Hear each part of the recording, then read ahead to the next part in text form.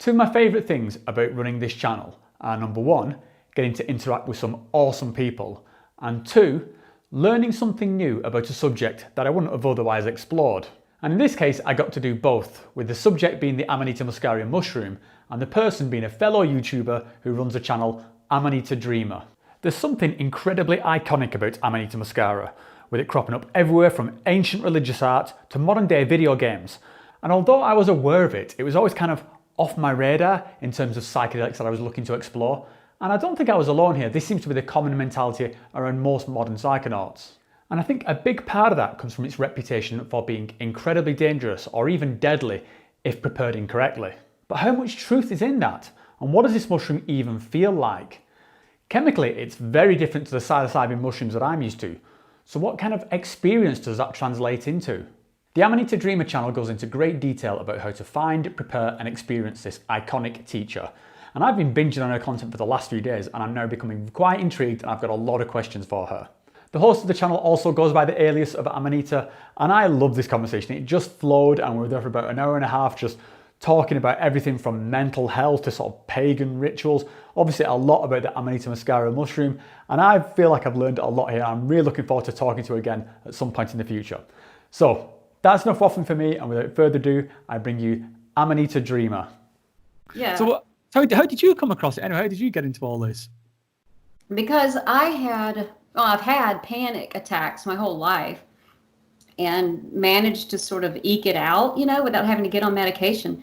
But after Hurricane Katrina and relocating and then having to file bankruptcy, it all just got too much. And I wound up having to get on the strongest medication that they have. It's a class of benzodiazepine, and it was a pretty horrid drug. But when the alternative is in your corner, crying and unable to move, okay, I'll take the drug. But after 5 years, I started to notice serious mental deficits. I wasn't functioning anymore. And not long after that, a study came out that it caused early onset dementia. And I was like, God, I'm too young to go like this. And then it took another 5 years of weaning off of that. And anyone can tell you that's ever had to come off of benzodiazepines, that's a hell that I would never wish on anyone. It was the most god-awful thing. And then to have to go back up on it because you're literally dying. It's death or the drug. And you're like, okay, I'll go back up on the drug. And then you get settled and you're like, no, I can do this. I can get off this. And it's not like a mental addiction. It is your body physically fighting you. Yeah. So I had gotten to a point where I said, you know what, I can't live with the panic. I can't live on the drug, and I can't live coming off the drug. I guess my life is over because I have no more options, and existing in any of these three options isn't living. I knew I came here to do more than this, and I'm not going to live in this body like that and become a burden to my children and just take up space, eat food, and just exist and be miserable. If my existing was going to cause some good, okay, but it wasn't. And that's it. I'm checking out. And I planned my death and got all of my affairs in order. And I went and saw family. They didn't know I was going to do this. And I had everything laid out and ready to go. And I thought, you know what, I'll take a walk in the woods and just say my goodbyes. And that night was the night I was going to leave the planet. And I walked up on this amazingly beautiful, brightly colored mushroom, and I'm like, what the hell is that? And I picked it, I came home and I studied, and I found out that it is a GABA agonist, which is how they found the benzodiazepine class of drugs. I'm like, you're kidding. So it was definitely a gift from the forest, and I did my research, and I was like, you know what, if it kills me, hey, it did what I wanted to do anyway. There you go, every cloud silver lining. Yeah, right? And as it happened, it set me free and it gave me a life that I didn't know was possible. So this was something that was growing in your in your backyard then for a while, or is it? Yeah, there's some woods down from my house that I went walking in, and I walk there all the time, and it had never been there before, and it hasn't been there since. Oh. Do you think was it that you were kind of, because of the state you were in, do you think you just missed it, or do you think no, it was I mean, I've been there a lot, and I haven't seen any. even in season when it's supposed to be there, there haven't been any. But I mean, you can mystical that all you want, or it's just there's chemical reasons why it, you know, happened to have been there. But, you know, serendipity is a wonderful thing. Mm-hmm. So once you came across it, and then I guess you didn't have these kind of reservations that I was sort of talking about. Then was it just you? Oh thought no, you could do this? I did, and it wasn't that I didn't care if I died. It's the way I was gonna die was gonna be pretty horrible, you know. But it turns out that the Amanita scare and all that is actually about the deadly Amanitas, because Amanita is just a genus. Yeah. With, you know, hundreds of different species in it, and it just so happens that 2 of those are the 2 most deadly mushrooms on the planet. So people get them, they hear Amanita and they just lump it all in as one major, like, mushroom or something. I don't know, but that's, even emergency room doctors do that, and they're part of the problem.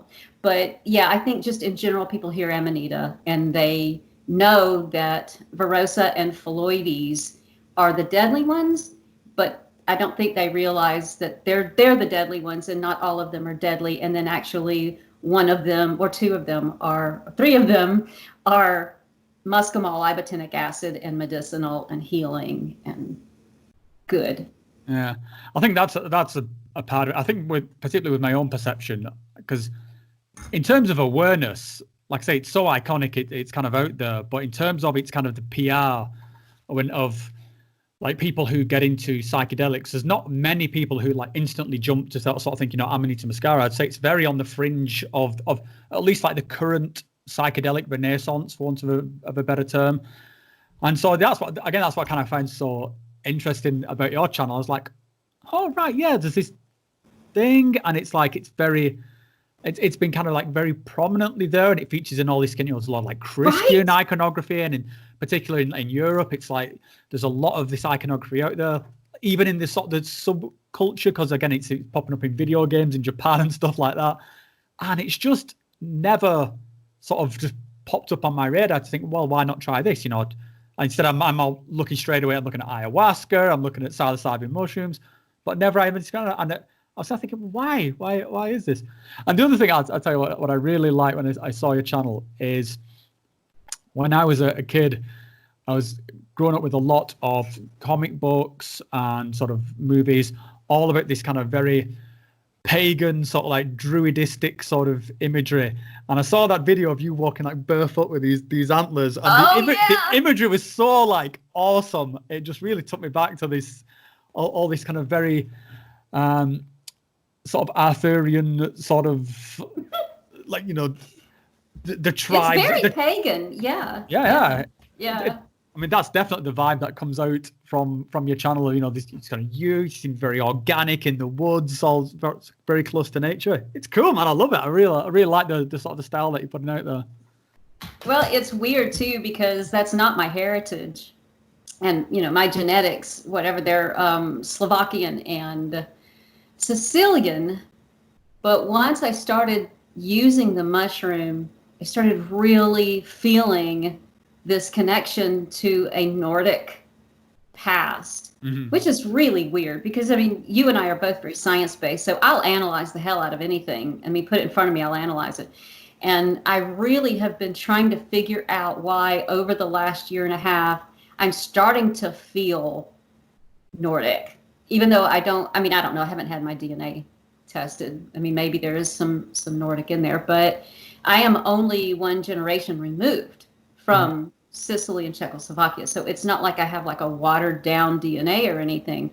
So I don't know, and I don't like to limit mushroom mycelium, because since I've been on this path, I don't know about you, but I'm learning some crazy shit about mushrooms and mushroom mycelium and how they could possibly be the first alien visitors, you know, and that their spores were found in meteors, and that they've traveled from other planets. And the more I think about consciousness and learn about consciousness, the more dumb I realize the human animal is, and how very limited our perceptions are, the more I'm beginning to think we're really kind of full of ourselves if we think that what we see is everything and that we're the definition of everything.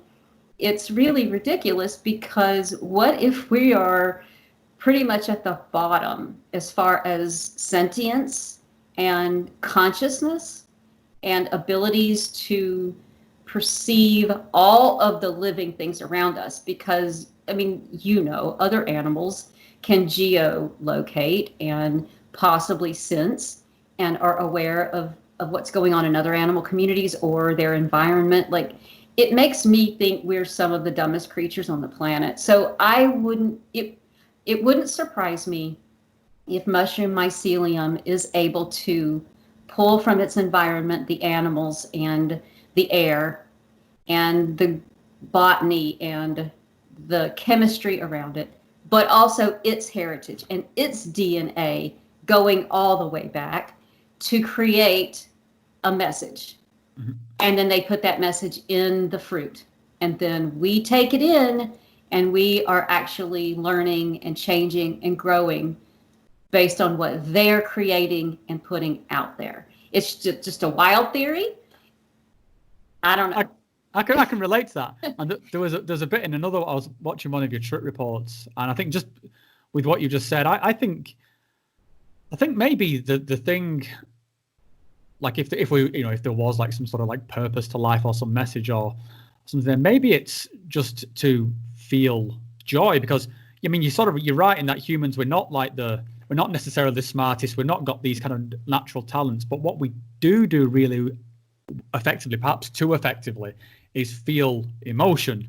And I think this comes back to what you're saying about anxiety before, and with there's a balance there between our ability to feel anxieties and sort of loneliness, but also just to feel this very pure joy. And I think that's maybe if there is any kind of like purpose to our life, it's to experience that. And I got that from one of I think it was your 1,000th subscriber trip report or something, and you were talking about you got a moment of just feeling like pure sort of joy. And I've certainly experienced that, and it's a beautiful thing. And when you feel it, you feel so fucking stupid the rest of the time for like, why was I so caught up in my own bullshit? Right, and it's so meaningless and silly. yeah, and it's you kind of realize that there's kind of so many layers that you just apply to yourself that make you miserable.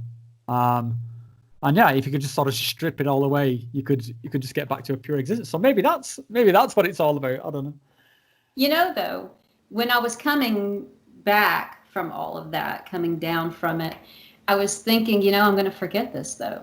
Like, I'm not going to bring this back with me. I'm not going to actually remember. And then I did remember, but I remembered as a concept, but not the feeling associated with it. And I thought, that really sucks. I would really like to be able to just, but what I found, and I want to know, like, did this happen to you? At first, it sort of felt like I was depressed because I didn't seem as completely engaged. Like when I see a sale of something that I really need and I can get it for half off, I used to freak out, and text people, take pictures of it. And now I'm like, cool, and I get it. And someone makes a really great meal and it tastes amazing. I'm like, oh my God, this is so good. But I don't feel overly appreciative. Like, what I noticed is everything started to dull. And I thought something was wrong. And I thought I must be getting depressed, or maybe I'm going through a transition and it's just hard to process. And what I realized is that to actually feel contentment and joy in the moment, you have to unplug from the bullshit. And it's all bullshit. If it isn't about peace and contentment, it's bullshit, albeit a very pervasive bullshit, to quote Einstein, not correctly, but it's still bullshit, even if it's intense bullshit, even if it's extremely painful, fearful, it's going to pass, which makes it bullshit. And then you're just going to die out of all of it anyway. And then what difference did it make? So, I mean, I don't mean to be glib and make light of severely painful issues, because there is so much injustice and crazy insanity that humans do to other humans that it makes being here difficult. for anybody, most of us. And my whole purpose is to end suffering as much as I can. That's why I made the channel. But even my suffering, as great as it was bullshit. I mean, I couldn't control the physiology, but even in it, I knew it was bullshit. I was like, this isn't why I'm supposed to be here, which was why I was suicidal, because I was like, this isn't the point of being here. Mm-hmm. You know, when you say like it's fleeting moments and you don't bring it back with you, I think I always try and think of that, is that the lesson sort of thing? Because if you're just in some sort of like pure state of like ecstasy or whatever from that point of your life onwards, then that's kind of equally unearned. And the way I sort of rationalize it is that I think these things give you a glimpse of something that you could call like your higher power, or something that you know, a state that you want to be in, a state that's desirable. And then that's something for you then to work towards, and it gives you a sense of purpose, it gives you a sense of meaning, and it's not just handing you the answer. It's not the magic bullet kind of thing. And there's a sense of fulfillment as well from then going in that direction. But it does have this flip side of, you can then sort of start feeling depressed because you're not there. You know, you're now out of the light of heaven sort of thing, and you have to sort of work to get back into it. So it is a sort of it can be like a bit of a struggle, and I always sort of try and talk to people when they're asking me about psychedelics, like, you've got to be realistic about what's this. This is not going to fix all your problems overnight. This is, you know, you see a lot of kind of these bullshit sort of news reports like 1 cup of ayahuasca and your depression's just gone. It's like, I wish. But yeah, and I think maybe that's part of like another bit of like a PR problem around psychedelics, is that people expect too much, and so then it doesn't allow them to process shit properly if it doesn't go to plan. You know, if they have a bad experience the first time, they're just completely fucked. And I've seen people absolutely sort of like dying inside but unable to express it because they're just not prepared to have like a bad time. You know, it's like they're not prepared to say, Jesus Christ, that was a fucking horrible night. You know, that was like the worst night of my life, because nobody wants that. Everybody just wants the sunshine and rainbows and shit like that. Well, and also, whatever brought you to a place where you're seeking mental health wasn't good, and you've been suffering. And I know for me, I was just so tired, and I just wanted something to give me relief. And so when you hear all these great stories of psychedelics, I think you just want relief. And then on top of it, to be able to bring that relief back and keep it. And I did a video on medical self-reliance. And it's this, which is take responsibility. There's no magic fix. There are boosts. There are things that are going to accelerate. There are things that are going to shine a light for you on things that were dark. But then you've got to take it home and do the work. But also there's that sense that our own society breeds dependence on the construct, the teacher and the judge and the politician and the doctor. Like, we're raised from birth to not take ownership of our entire lives, but to put it on other people so that they can do things for us, and we don't have to work for knowledge, but also so we can blame them when things don't work. And I'm not saying it's good or bad or right or wrong. It just breeds this sort of place where if you're broken, somebody needs to fix it. And that somebody is ourselves, but it's sad that that's not our first thought. Yeah. Is that I've got to fix this. Yeah, and I guess it's not even, in most cases, it's not even that the person you go to isn't going to fix it. They're going to sort of subdue it, mask the symptoms sort of thing. I'm guessing, that's probably, how you ended up on the sort of on the benzos you're talking about. And that the withdrawal that you're talking about going through, my wife's currently going through the same thing at the moment. Oh, so gosh. I don't know if it's as severe as what you are going through, but she describes sort of like feeling like she's got permanent flu kind of thing. So it's, and the other, I don't know if you follow him, but and Jordan Peterson, who's a I know. Yeah, he's Yeah. currently going through it. I wish that there was a way to reach out to him and be like, man, this is sitting here. It's freely available. It's you can get it anywhere, and you know, it's your. But you know, he's dealing with his wife's cancer and trying to just get her affairs in order. I can't imagine what he's trying to deal with that on top of, you know, what he. Well, I think that's a bit where it's kind of understandable why sort of people get onto things like sort of benzos and stuff, because there are points where you just need to get through that period. You just got to.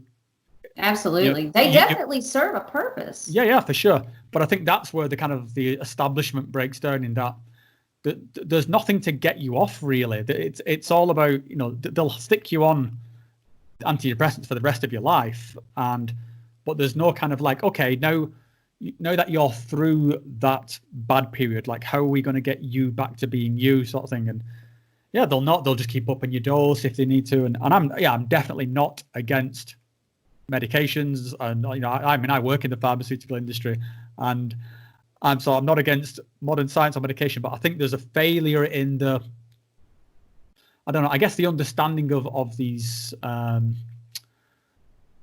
like emotional or mental states to sort of get you back, you know, a plan to get you back to being you, rather than just getting you out the door of the office for the next 6 months. They had me on, at one point, 5 medications, because, you know, this symptom or side effect. Oh, well, then this will help with that side effect. And then you get another, well, this will help. And and I start to understand now the whole concept of a shaman, because it was local and they had the energetic space to know all of the people in their community and know and understand. So when they came walking through the door, they probably knew, you know, I know what's going on with you, and they can follow up and say, do you drink the tea I gave you? How is this working? I hear that, you know, your kid's doing this, and with the council doing that, you know, they knew more to ask the right questions. And today, when you're driving 30 minutes or an hour to see your physician, they're just a number and a name and a piece of paper. And if you don't check the right box, they don't ask the right question, and you're a thin line. And they have a list of drugs for that line. And if you move off of that line, then they have another drug for that. And there's no cohesiveness, no web-like connectedness for any of it. And that'll work for some, enough for people to create a cognitive bias to say, it's a great system. See, all these people are winning in this system. And then the failures are easy to just ignore. And I believe in using both the natural pharmacy and modern medicine, but honestly, the more modern medicine keeps failing me, and the more I keep finding out of necessity an alternative that works even better with no side effects. I am accidentally now on a natural pharmacy. It wasn't by design, and I certainly would go to the hospital if I needed to, or see a doctor if I needed to. But it just so happens right now I happen to be thriving with a natural pharmacy. But I'm my doctor right now. Well, that's awesome. It's awesome that you can do that. I mean, did you have any kind of like, did you ever like see a shaman or some sort of mentor to guide you through this? Or are you completely self-taught? No, I did this by myself. But yeah, one time I did see a shaman, and he turned out to be a freak. But that was a big mistake. But I knew enough to be like, this isn't right. So yeah, well, also in college, I took a lot of pre-med. I was going to be a doctor, and I took a lot of pre-med classes. So, I mean, I know the science. I know how to read the science and read the studies and understand the claims, which is why I think I didn't walk away from Amanita, because people were saying things I knew wasn't physiologically possible or chemically possible, or that's not how mushroom biology works. And because of all the bad information, I think it kept me looking. Yeah. Until I found the truth. And you know who did it was Psych Substance. All right. Yeah. Because he used Amanita, because I still wasn't sure. I was like, it's going to kill me. And it's going to be a horrible death. But yeah, I watched him use it, and I'm like, well, that wasn't too bad. I'll try it. Bottoms up, you know? So was it the first one that you found? Is that the one that you ended up consuming? No. I was scared of it. And I kept it on a shelf while I was doing the research. But it turns out it popped up ahead of the season. Right. And then the season hit full bloom and they were everywhere. And so the ones that you took then is ones you like harvested yourself and sort of. Yeah. I don't like to consume anything I didn't ID myself, or if I can't test it, I think it would be hard for me. Yeah. Still, it's very. I mean, it's very brave of you. I mean, we used to get. That's how desperate I was, though. Yeah, I mean, people say it was brave. It was an act of desperation. It really was. Yeah, where I sort of grew up in England, we used to get sort of magic mushrooms. I'm not sure which strain they were, and they just used to sort of pop up in sort of September time, around about the sort of time we'd go back to school, for like the beginning of the term. And you could just go out on the morning and find them all, and they'd just be sort of there growing on the grass. And I'm kind of a bit nostalgic for that because I don't live in England anymore, and where I do live, there aren't any sort of local psychedelics, or none that I'm aware of anyway. So I quite like that idea of having a relationship with the plants that are around you, or the things that are around you. And I feel like I missed that opportunity now by sort of moving away from England.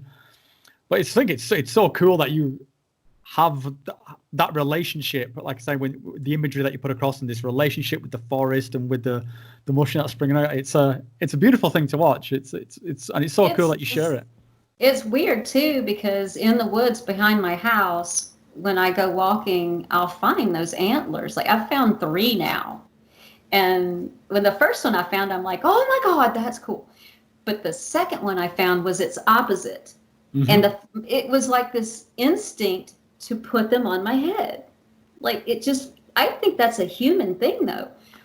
I don't know, maybe I'm just crazy, but like I wanted to do that. And the more I did it, the more I'm like, oh, this feels so empowering. Like, I don't know, maybe something the same way children like want to wear capes and stuff and crowns. Like it's cosplay with the natural world, but it's like I could harness the power, of that buck. There's something put to it it. on my head, like. Yeah, I mean, when I did a few summer times where I went to, Stonehenge in England, where they like the sort of big druidic sort of festivals there, and there you can go there once a year, and they have this big. It's when they're having the summer solstice, and it's like the longest day, and all these druid guys turn up, and they've all got these antlers kind of. There is something about that where it's like, guys. It's channeling or it's ritual, something.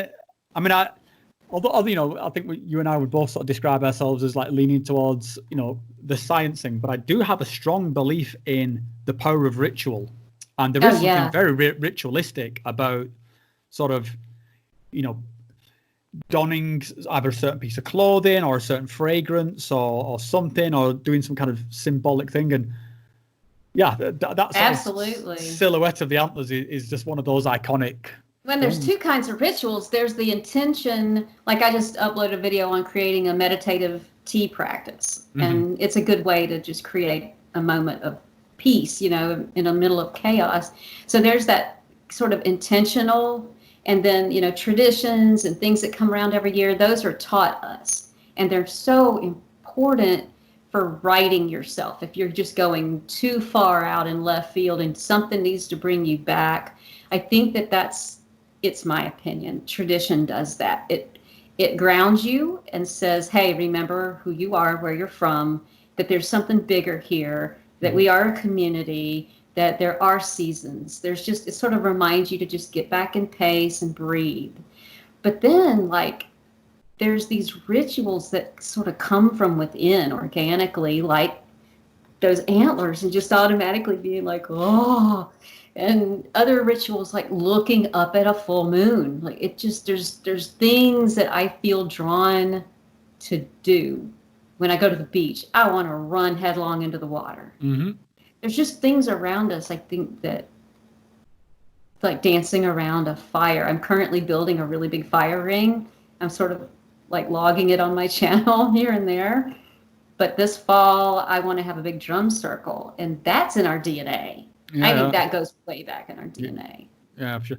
I think that's That's what I was thinking about. You know, I just did this video recently where I was talking about this trip I'd had where I was feeling this sort of like loneliness and abandonment, and also talking about not being able to cry or show emotion, particularly in the face of lost ones. And it kind of occurred to me a bit afterwards, like maybe that's something because the rituals that we have in our modern life are kind of failing us. Like I personally, I don't feel like a funeral does anything. I don't connect to that. And it's not out of disrespect to the person who's lost, and it's not, but it's so impersonal. It doesn't mean that standing around wearing a suit doesn't mean anything to me. And, you know, and again, and if anything, it just made me feel alien because I'm stood there and somebody's died and you want to express something, but if, you know, it's just not right. It's just not the right place for it. And I think that's something that we've lost in modern times. Is this something about ritual and the kind of modern rituals just suck, and we need to sort of maybe. I think that's why it's good to inherit some of the other ones. You know, like I sort of inherited sort of, you know, some of like the ayahuasca traditions, and that works for me because I didn't have my own tradition, so I'm borrowing from some other culture. But like what you just described of, you know, just having a fire. I mean, who doesn't love a fire? You know, you do it. There's something primal. You get the fire going, and you know, as you're watching that fire, and it's like, you know, day turns to night, and they see the sparks up. There's no hierarchy to a fire. It's like every fire is as good as every other fire. And when you look at it, you know, it doesn't matter if you're the Queen of England or the President of the USA. The fire is only as good as the fire. It's like you know what I mean? There's no, you can't go and buy the gold-plated fire. It's still a fire. And I think it's one of those things where even the simplest fire is like better than the sort of the more arranged ones. But that's, I don't know, I'm rambling a bit now, but that's that's actually really amazing and beautiful. I've never thought of a fire like that. And I was going to say our rituals have been co-opted by corporations so that they're about gathering material goods every single freaking season. Mm-hmm. Every tradition now is about corporations and buying. And I was thinking that when you said that about fire, I'm like, yeah, because we're always, got to get a better wreath. I got to get a better tree, better Easter basket. It just, It's always, I got to get better. And a fire has no hierarchy. Like that should be on the wall. Because that's very deep. That means a lot. Well, that's what it came to me. It was when I was on one of my ayahuasca retreats, and yeah, I just found myself that I was just sat around on just looking at a campfire, and I was perfectly content to be there for any number of. There was nowhere I would have rather been at that moment than just sat around that fire doing absolutely fuck all. I just sat there. It's like you hear that the crackle and the spirit, and you're just there with your friends, and it's like, yeah, Jesus Christ, is this not it? Is this not what we were striving for? This fleeting moment of peace.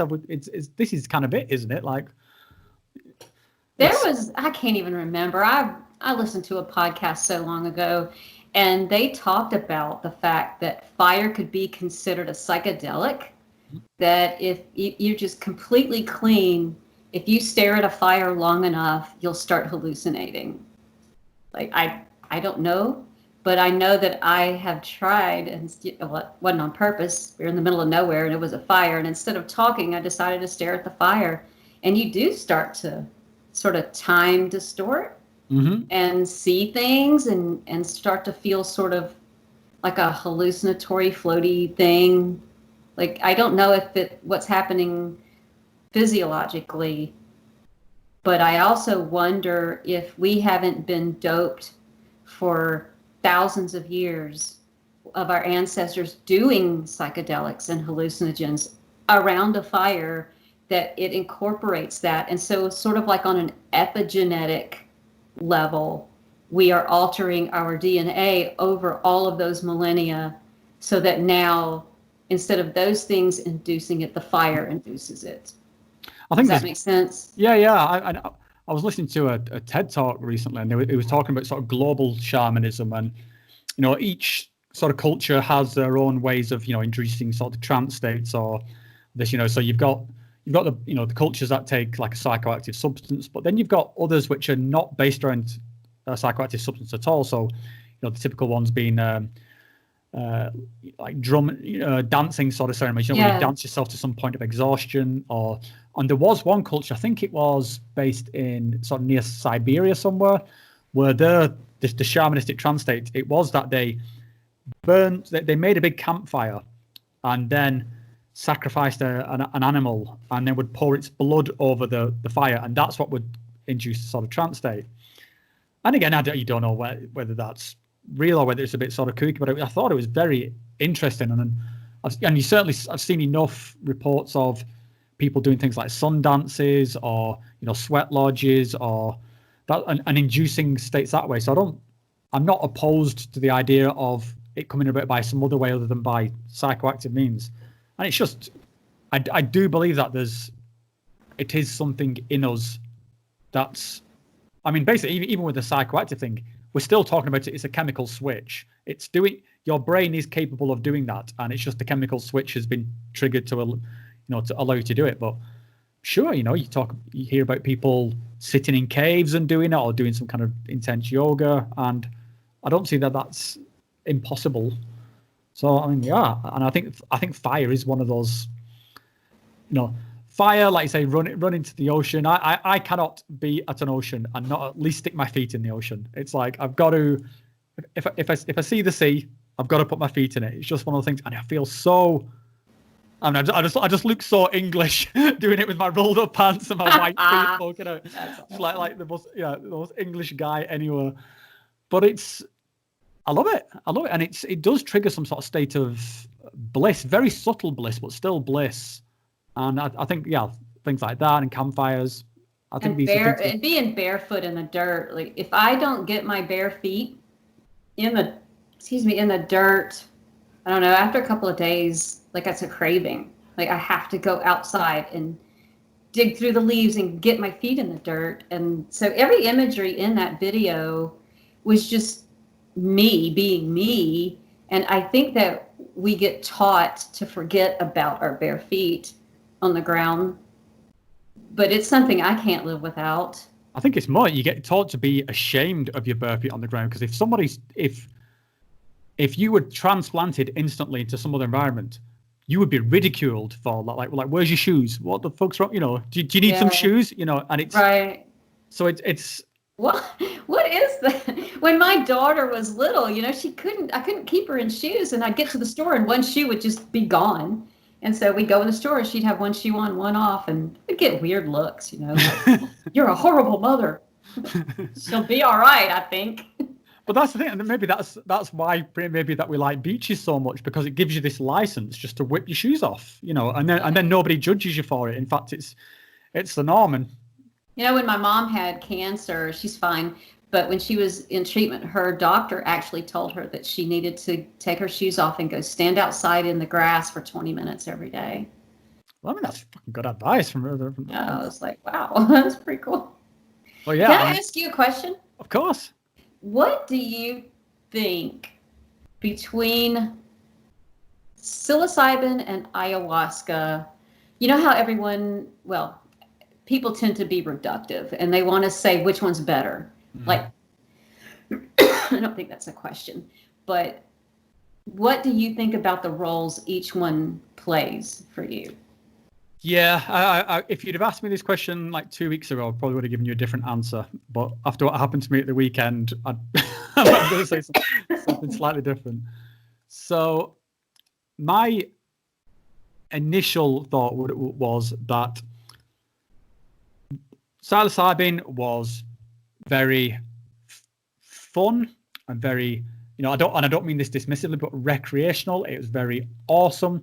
It made me feel like a human being. It made me feel joy. It made me feel that awe and wonder at the universe. So I call it like recreational and awesome, but I see that as like a very healing and healthy thing, because sometimes you just need that sort of like, God, this world really is like just fucking awesome. I had forgotten how awesome things were. And that's how I saw psilocybin. It was always something I did with my wife, and it was just like a super fun time. And then this thing happened this weekend, and it just wiped the floor with me. And ayahuasca I'd always seen as an ordeal. It's something I put myself through, and it would be typically be a much darker experience. I've certainly had I've had some very light and amazing experiences on ayahuasca, but they are the exception rather than the norm. The norm is usually fairly dark, fairly intense, but with a relieving feeling, with a relief and a sort of a purgative aspect. So I'd always put them into the category for like ayahuasca for healing, sort of psilocybin just to reset myself and to cut through the bullshit. That was the distinction I made.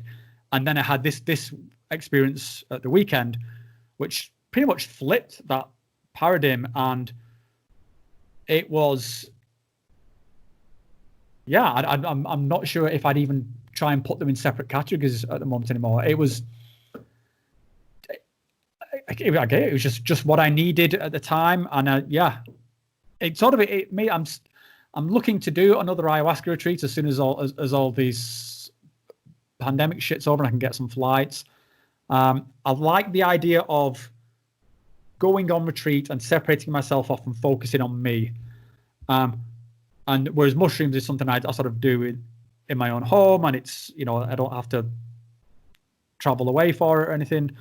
You don't have to do any particularly huge diets for it or anything like that. So I don't know. I definitely would not say one is better than the other.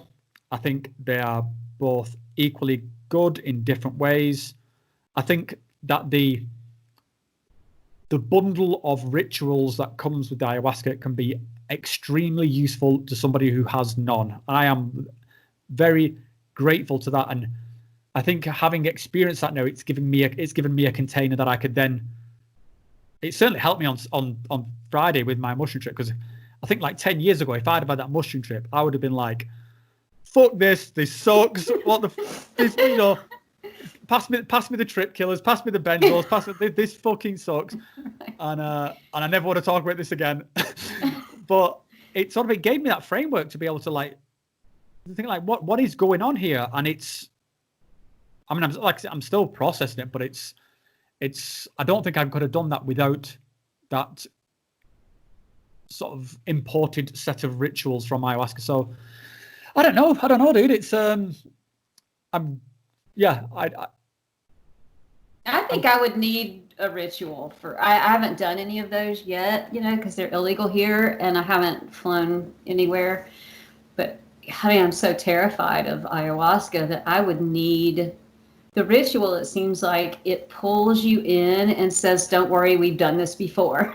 Like you're not the first person. And I would think that those rituals help calm you and help sort of make you part of something bigger, so that you feel sort of like you're just a seat on a bus. Like we're all in this together. We've all been here before. Mm-hmm. Like you're cool. We've got this. There's definitely there's that element to it. There's, the feeling of sort of taking part in something, it feels extremely ancient and extremely guided, and it's also you are surrendering to a process that is bigger than you. So you end up in the middle of the jungle or wherever, and you just. It sort of hit me. I was like, "What the fuck am I doing here?" I'm like, that's what I would be like. I'm like, "Oh my, what have I done?" Yeah. Insane. But by that point, you're screwed. You're in there anyway. So you've got to go with it, and it pulls you through it, whether you like it or not, and you have to go through. And honestly, like I have had unbelievably profound experiences, which, again, 10 years ago, I would have been sat there calling myself like full of shit. Like you're like, what the fuck? I'd be like, what has happened to you, man? You turned into some goddamn hippie. But Yeah, I mean, I've become a goddamn hippie. I've given up. Like I'm that girl. you just got to go with it now. It's that's it. Get the patchouli oil. Just get the, you know. Right. So yeah, it's the ritual element just pulls you through something, and that's what I mean.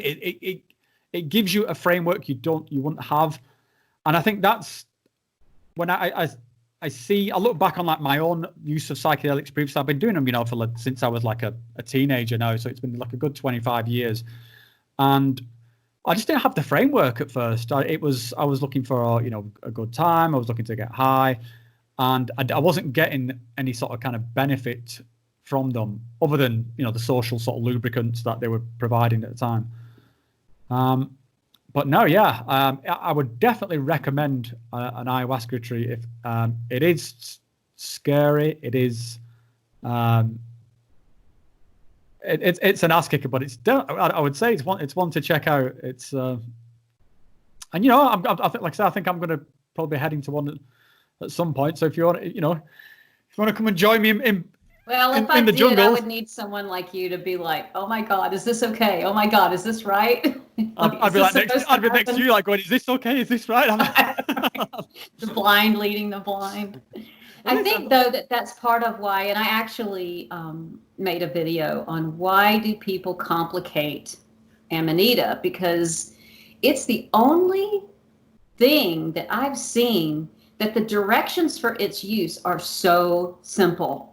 And yet everyone comes up with all these wild, crazy, convoluted things to do to it, to use it.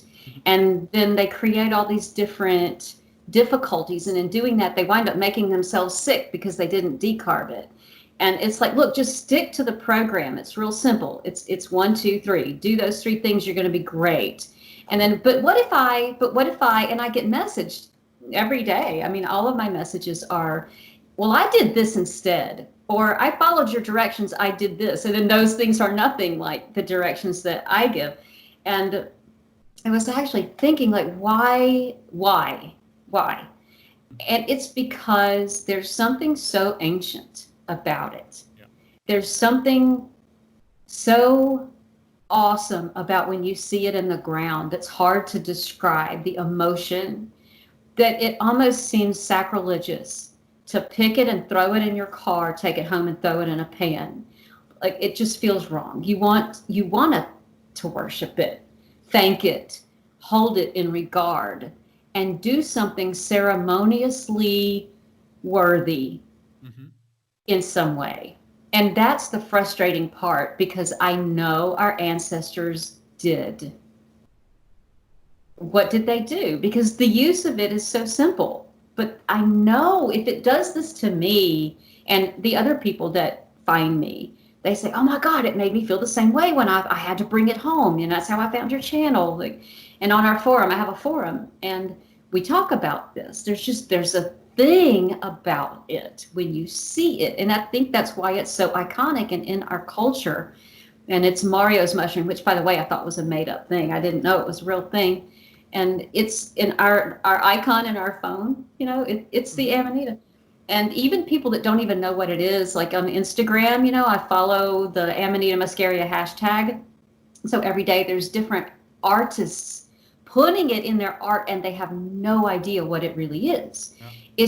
We're drawn to it because we're supposed to be, because it works on a major neurotransmitter in our brain, and it keeps us level-headed and sane to balance the fear response that is integral to our survival that can get out of hand. So there's just the symbiosis in the natural world where we need to be fearful. And then this mushroom helps balance it. So I think because it just does so much for us, but it's also got a lot of medicinal qualities too. But I think because it's just so important and so beautiful, and we have such an amazing reaction to it, and we want to worship it and thank it and dance around it and celebrate it, that I think that's why people complicate it. And it makes I feel this emptiness because I want to do something. I want to do And so my videos of me foraging, I look like a crazy person. I'm like, oh my God, they're freaking awesome. out. And it's that sense of reverence and that sense of community with them, like they're family. And I sound insane, but I swear once you find them and pick them, it's like, yeah, I get that. So then to just dry them in a dehydrator and stick them in a jar and then throw them in a pan, it's like, God, ouch. Like, we can do better, but like, what is that? And our ancestors did. So I think I need to create a ritual. I'm glad we had this conversation. I think that's what's been missing. I need to create a ritual. Yeah, I think that would be a cool thing for you to build your own thing around it. But just coming back to what you're saying about sort of, the stuff where it's like artists using it and not sort of knowing why. And, I've seen there's a lot of like religious art where it's in there and nobody ever saw it. And it's the same with the Super Mario thing. It's like, it's so iconic that we've almost ignored it. It's like, it's hidden in plain sight. If you look for it, it's all over the place. And, and like I went all the schools in England are all like sort of religious. You have to go to like, I do a lot of church stuff.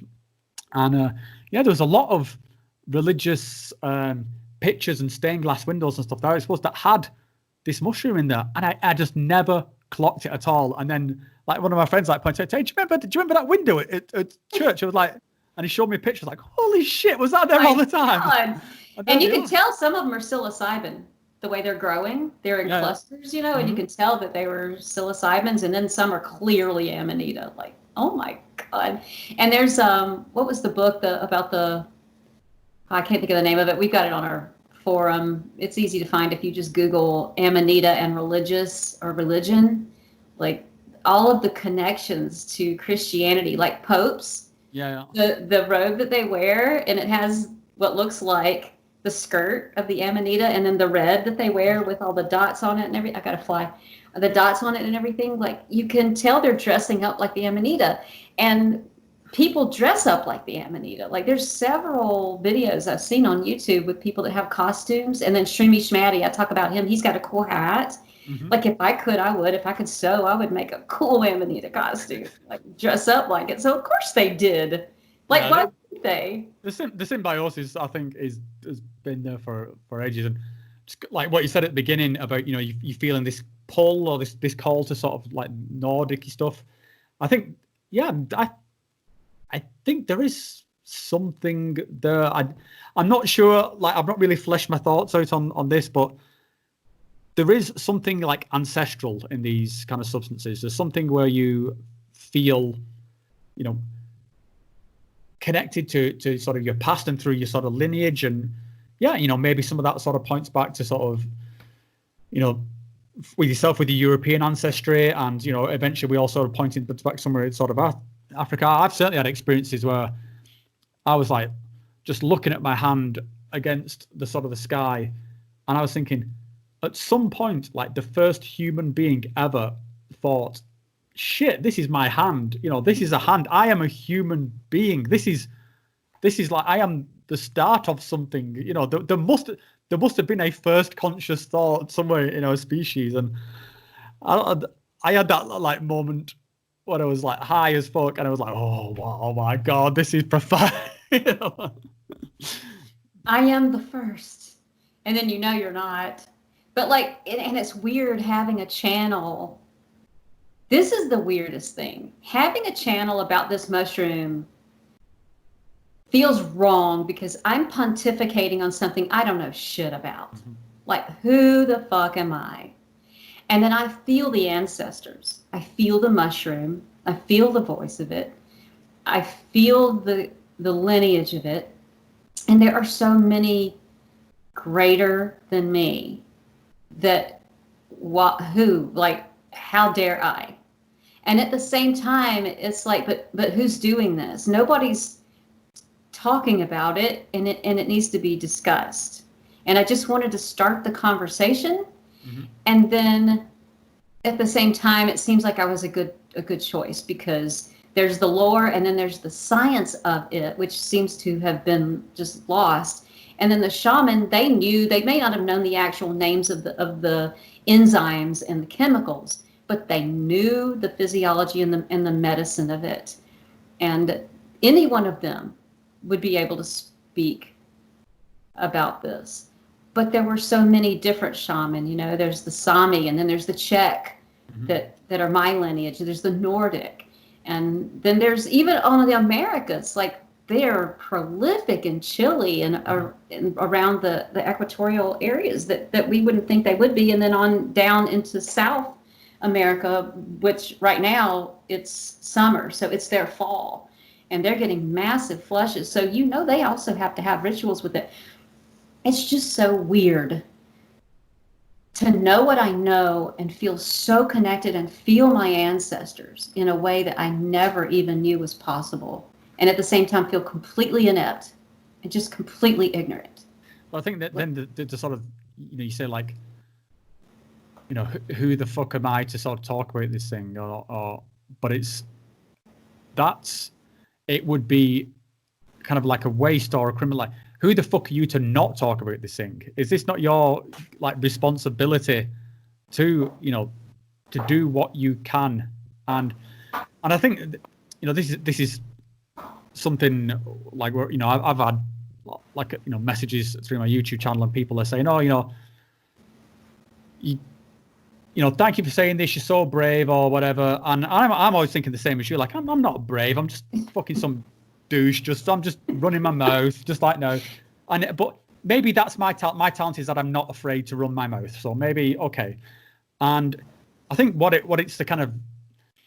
it's the duty. I don't know, not to be too sort of like preachy about it, but it's the duty of like people like ourselves to try and just like normalize this conversation and to sort of put it out there, and we can sort of talk about it in a sort of a human, normal way about, shit, we were just some people who had, we had anxiety and we're looking for some problems, and this works, man. It just works. And I'm not some fucking complete lunatic who's talking about quantum mysticism and, although we should, and we could. Well, yeah. that would be fun. And that's the thing. That stuff's fun. Yeah. But, I think those kind of ideas can be, you can talk about them forever, and they're super fun as concepts and stuff. But this is why I kind of speak out against some guys, because then it takes away from the realness of the actual thing. If you just live in that space, if you're completely over there, and then you're sort of trying to explain why the universe is run by cyborgs from the planet Brevel Box 7 or something, then as though it's like absolute fact, it's like, all right, okay, dude, now we all look stupid. But I just thought about this, like, and I'm guilty of it. I came into this saying, okay, look, y'all, whatever, the lore is the lore, but you're going to get hurt. And shaman didn't know everything, but science, we have science on this mushroom, and science will keep you from getting sick and wasting your time or losing your product because you're not drying it right or whatever. And you don't have to argue and get on forums. It's really simple. Science. And then every time I use it, I want to analyze it through the lens of science.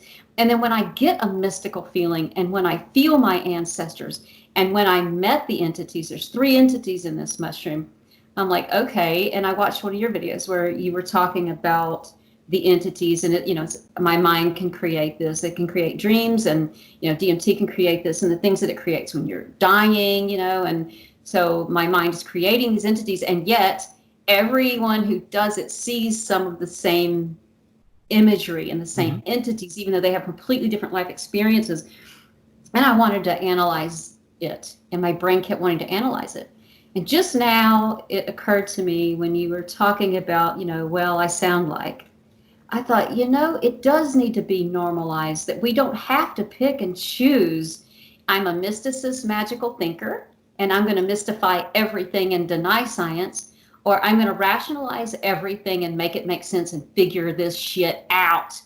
Like, that's fun, and this is cool, but why are they 2 separate camps? Like, why can't I be the science person who's bringing some sanity to this mushroom in a healthy way that also just runs with the mystical experiences without Yeah. excuses and apologies. Yeah, Does that take away from my intelligence? Like, no, not at all. And I think it comes back to what we were talking about at the beginning, where it's this, you know, humans sort of thinking that they're sort of super intelligent, but really we're super dumb. We're super dumb because we overanalyze that exact situation you just said. And if we could just accept that balance of, there is something within us that wants to know and like thirsts for explanations, and that is a beautiful thing.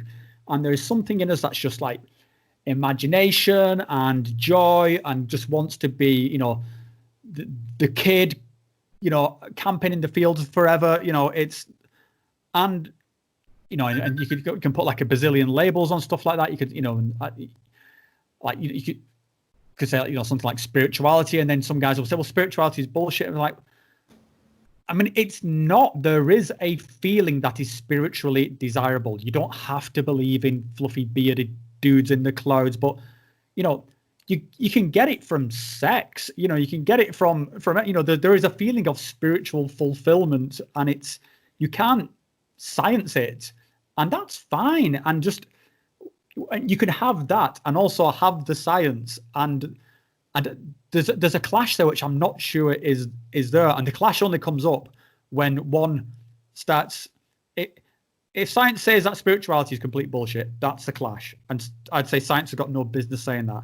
And if spirituality starts saying that I can fucking, you know, teleport, that, you know, I have a brain that doesn't exist, and all this is just, I'm just imagining it all, and then that's bullshit. And I think we can have both. I don't think they're exclusive.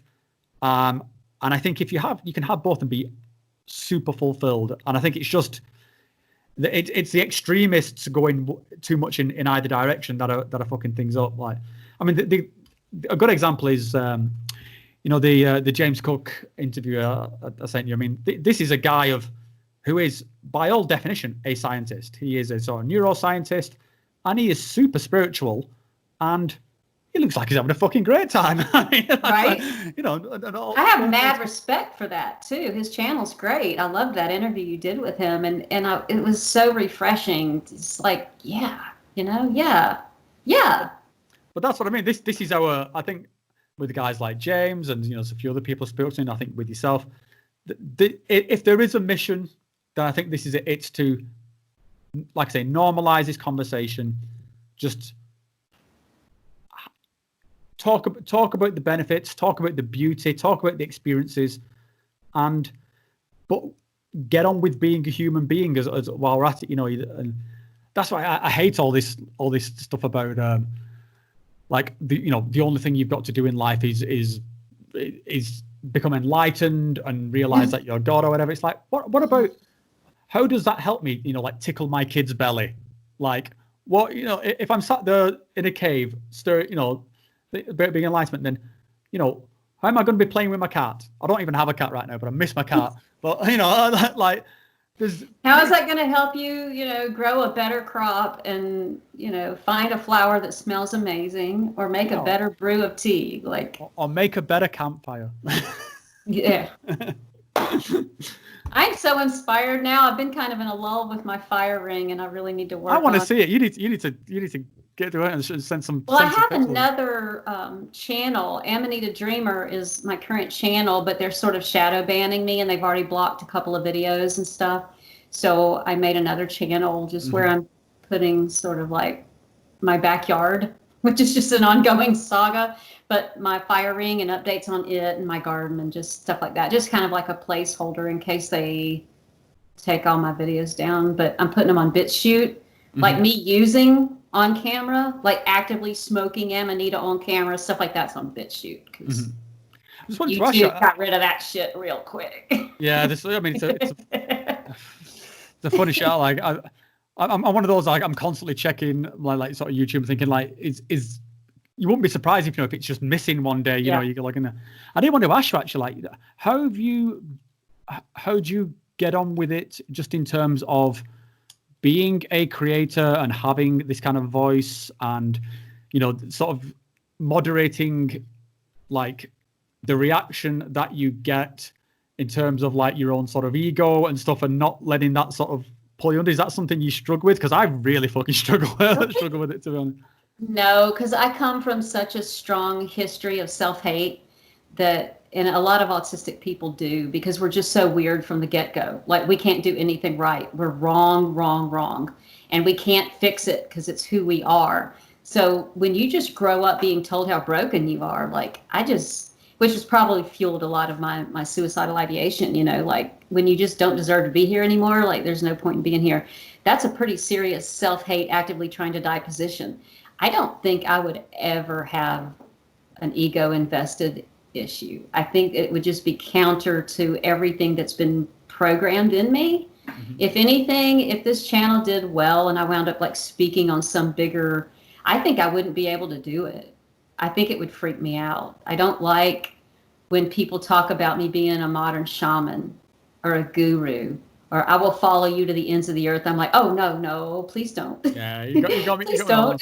Just don't do that. But at the same time, like, I want a community.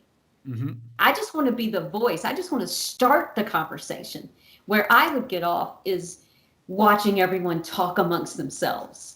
You know, like, that's why I've got the forum and I'm hammering that forum. Like, I get on there. That's what I get off on, is logging onto the forum and reading the conversations, going, look at it. Like, they're talking.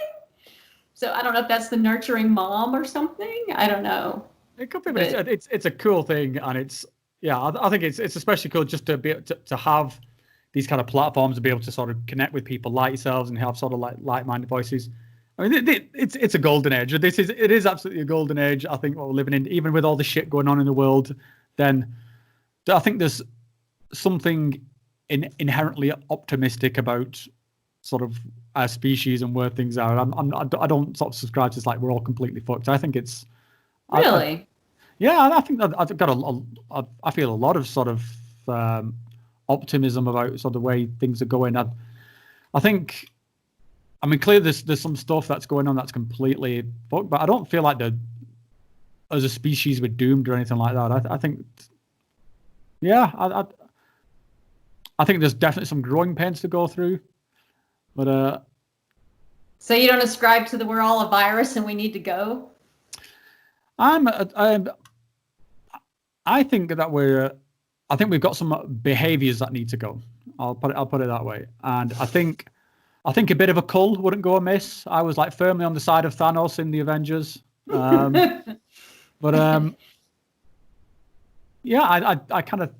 I see some stuff, you know, like I watch like the SpaceX kind of launches and stuff like that, and I can't help but think, like, fucking wow, that's pretty awesome, you know. Right? Like, what the hell are we? Like, yeah. Where did we come from, and why are we doing? How could we possibly, like?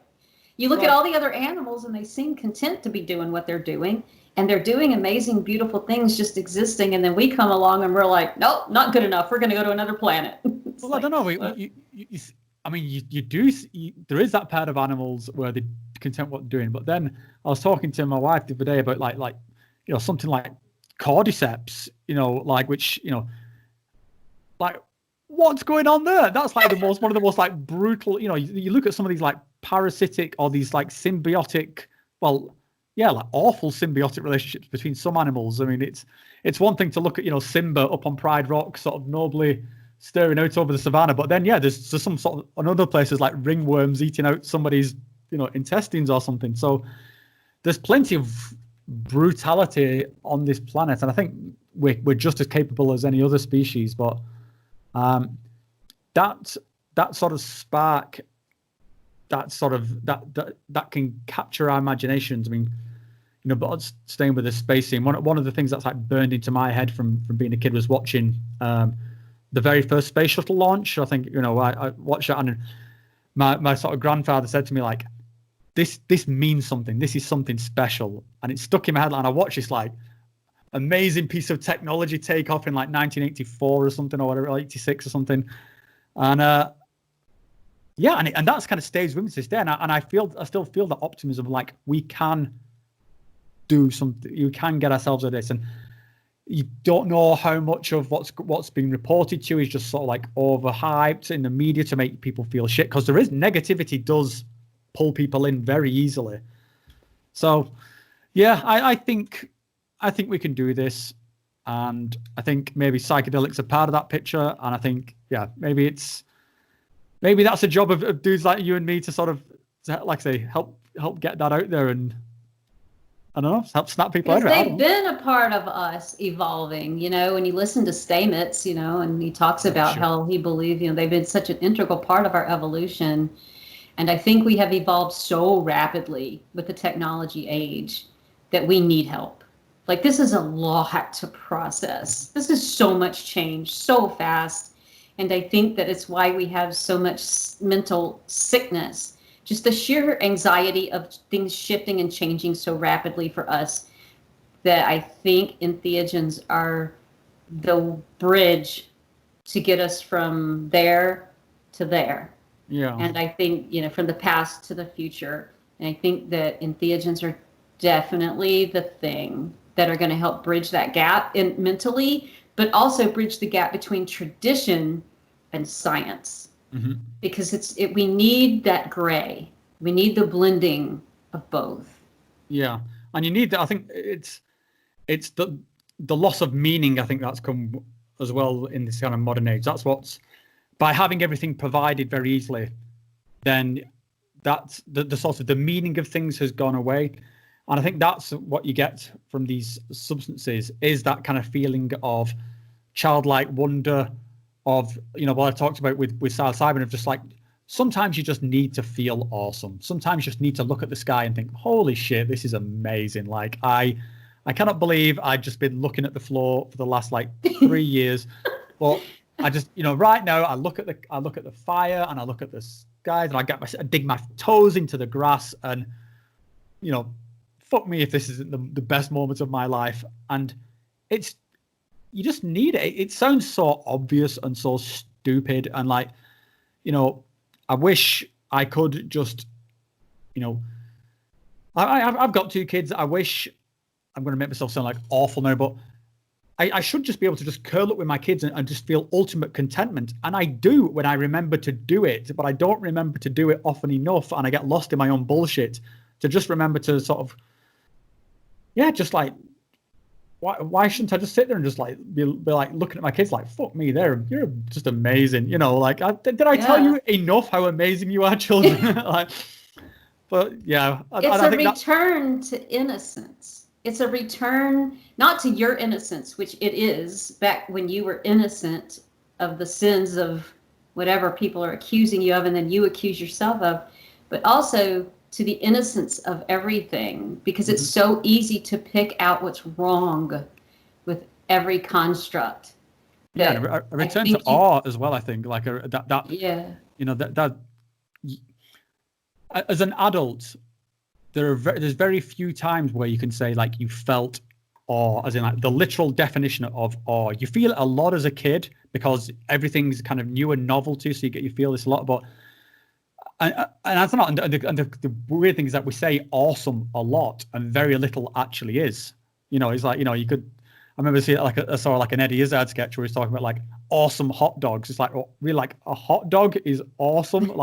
That's. That's awesome should be the celestial heavens opened above you and stuff. But it's a hot dog now. That's how we use the word awesome. So and I think that's what we get, this kind of this reinvigoration of oh wow, this is awe and humility and, like you say, innocence and joy, joy and bliss. How often do you feel pure joy as an adult? It's very fleetingly, like I say, if at all, but you can get it very reliably through these substances, and that's why I'm a fan. Yeah. And people try with alcohol. I'm not knocking alcohol, but I mean, it's a toxin, it's a poison, and it's not an entheogen, and it doesn't work with your body, it works against it. But I mean, it's socially acceptable at the end of the day to knock a couple back, just so you can go, and just chill and feel that. But when you can microdose, I microdose Amanita. I heroic dose it from time to time, but mostly just microdosing it.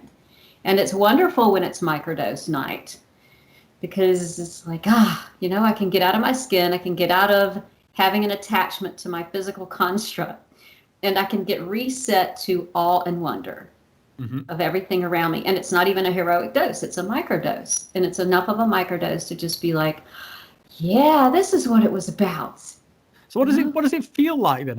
This is kind of, I mean, you mentioned you've not done any other psychedelics, so I don't know. What can you just sort of like try and describe? What does it feel like to be on Amanita? It feels like drinking love. Like when it gets in and it fills your body, it just feels like love. It feels like communion with all around you in a really beautiful way, but not overly. Just, yeah, just in a microdose. And I microdose. I'm at every 2 weeks now. That's my maintenance dose. And every time I take it, it's just this, but you get the ibotenic acid depending on how much you decarb it. So I'll take it 2 hours before bed. And if I don't decarb it very much, then you get that ibotenic acid boost, and it's a real upper, and you get motivated and you get creative, and I'll write out ideas for videos and sort of get some workflow done and get some stuff done around the house. And I've taken enough ibotenic acid that I wanted to just sort of rebuild the house or maybe paint the house. But ibotenic acid is a crazy thing. And then it gives way to the muscimol. And that's when it just sort of fills you with this sense of completion, connectedness, peace, love, gratitude, and just wanting to lay back and look at everything around you with a sense of yes. Like just yes. Yes. I like the way you said communion earlier, and you sort of reminded me that was one of the words that jumped out at me in one of my ceremonies, and I can't remember the exact, but it's a very tricky one to sort of put your finger on, but that feeling of like you are in communion with something bigger than yourself, and it's this something again like ancient and sacred, but yeah, there's no other word for it, but you feel it, and it's that's why, timeless. like, see, I have them on my shelf, and that's why. Can you see them? Yeah. They stay here in my studio on my shelf, and I have them in my kitchen and my bedroom, because I don't just have these entities, but every one of them represents millions of entities. It's the hardest thing to explain, but this one entity has the energy and the beingness of all those that came before it, that contributed to its DNA or its experience, and the animals in its environment, and the chemistry of the air, and all of the shifts in the earth, and the humans that have used it and then urinated back into the soil. Like it's like this circle, and they're all here, and it can be loud and overwhelming to be in the presence of that much stuff, for lack of a better word. But it's so awe-inspiring to be around them. And then when you drink it, like you're communing. Yeah. That's all it is. They're speaking. I don't know what they're saying, but it's beautiful. Yeah, it's that sort of the language of the unpronounceable sort of thing, or the sort of it's something you're not meant to understand it, and that's fine, but it means something. Yeah, it's like what we said earlier, you kind of, while you're there, you experience it in its fullness, and you can't quite bring it back. And I don't think we're fully meant to, but it's something for us to aspire to get back to. I think that's why we like talking about it so much, and we want other people to do it and talk about it, because then you don't have to use words. You can say, hey, when you said this, I got it. And then 1,000 words are unnecessary. Yeah, you kind of talk in a language of poetry and feelings, because I think that's certainly what I do in my sort of trip reports. You are saying things to evoke the feeling of what it was like to be there, not necessarily what exactly happened, because you can't even come close to describing what exactly happened. All you can try and do is evoke through your expressiveness and through the sort of the language game, and perhaps with some visuals and something. You're trying to evoke something like what it was like to go through this thing, but not exactly like it. And yeah, fuck knows if you couldn't ever admit it. And I think that's what's part of the fun in it, is like you're playing a poetry game. You know, you and I right now, we're kind of playing a poetry game, and where we both know the rules and we get it, but it's beautiful, it's creative, and it's fun to talk about stuff like that. And I think that's why I kind of find it frustrating to try and bake that back into reality. It's not supposed to, the transcendent is not supposed to be literal fact. It's supposed to be transcendent as something to aspire to. That's how I see it anyway. I think it's and honestly, it makes me start to wonder if we hadn't grown up in this society, but we grew up in one that entheogens was just a regular part of everyday life, would you not, if you were using it on a regular basis, then feel more like that's actually reality and this is a distraction? I think from what I've seen from when I was in like in Peru and in the jungles and stuff, where it is just baked into the society there, and it's funny. I was comparing this back to my own life. Like if I turned up in work on Monday and said, you know, I just got married at the weekend, everyone would pat me on the back and say, well done. Or I could come and say, you know, my child was born at the weekend, and everyone was like, oh, good job. If I came in and said, do you know, I just had the most amazing psychedelic experience, it was a game changer, they would think I'd lost my mind.